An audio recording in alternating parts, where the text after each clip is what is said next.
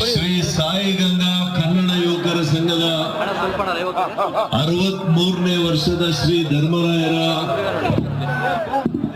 ಹೂವಿನ ಕರಗ ನಮ್ಮ ಚಿಕ್ಕಬಳ್ಳಾಪುರದಲ್ಲಿ ನಡೆಯುವಂಥದ್ದು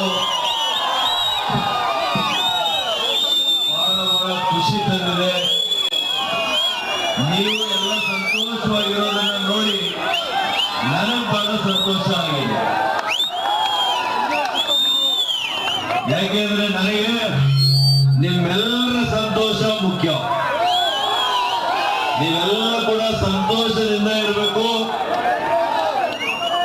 ಇವತ್ತು ಧರ್ಮರಾಯರ ಕರಗ ದಿನ ಹೇಳ್ತಾ ಇದ್ದೀನಿ.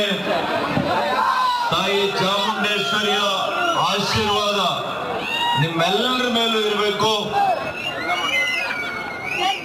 ನಮ್ಮ ಗ್ರಾಮ ದೇವತೆ ಗಂಗಮ್ಮ ತಾಯಿ ಆಶೀರ್ವಾದವನ್ನು ನೀವೆಲ್ಲ ಕೂಡ ಪಡ್ಕೊಳ್ಬೇಕು. ಬಹಳ ಅದ್ಭುತವಾದಂತ ಹೂವಿನ ಅಲಂಕಾರ ಇವತ್ತಾಗಿದೆ. ನಾನೀಗ ಇದಾದ್ಮೇಲೆ ಅಲ್ಲಿಗೆ ಹೋಗಿ ತಾಯಿ ಆಶೀರ್ವಾದವನ್ನ ತೆಗೆದುಕೊಂಡು ನಮ್ಗೆಲ್ಲ ಕೂಡ ಒಳ್ಳೇದು ಮಾಡ್ಲಿ ಅಂತ ತಾಯಿಯಲ್ಲಿ ಪ್ರಾರ್ಥನೆಯನ್ನ ನಾನು ಮಾಡ್ತೇನೆ. ಚಿಕ್ಕಬಳ್ಳಾಪುರ ಯಾವಾಗಲೂ ಕೂಡ ಜನರಲ್ಲಿ ಸಂತೋಷವಾಗಿರ್ಬೇಕು, ಬಹಳ ಅಭಿವೃದ್ಧಿ ಆಗ್ಬೇಕು.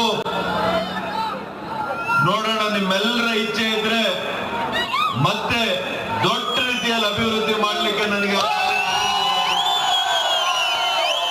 ಎಲ್ಲರಿಗೂ ವಂದಿಸಿ ನನ್ನ ಮಾತುಗಳನ್ನ ಇವತ್ತು ನಮ್ಮ ಮುನಿಕೃಷ್ಣ ಅವರು ವಿಶೇಷವಾಗಿ ಮಾಜಿ ಅಧ್ಯಕ್ಷರು ಈ ಕಾರ್ಯಕ್ರಮದ ಉದ್ಘಾಟನೆ ನಮ್ಮ ನಗರಸಭಾ ಅಧ್ಯಕ್ಷರು ಗಜೇಂದ್ರ ಅವರು, ನಮ್ಮ ರಾಮಣ್ಣವರು, ಮಂಜುನಾಥ್ ಅವರು, ಪಾಪು ಅವರು, ಸುಧೀಣ್ಣವರು ಎಲ್ಲರೂ ಕೂಡ ನನ್ನ ಸಹೋದರರಂತೆ.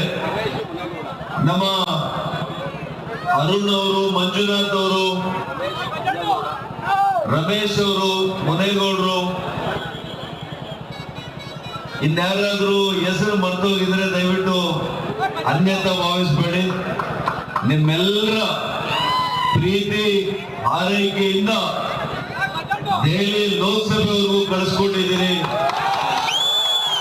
ನಿಮ್ಮ ಋಣವನ್ನು ನಾನು ಎಂದೂ ಕೂಡ ಮರೀಲಿಕ್ಕೆ ಸಾಧ್ಯ ಇಲ್ಲ.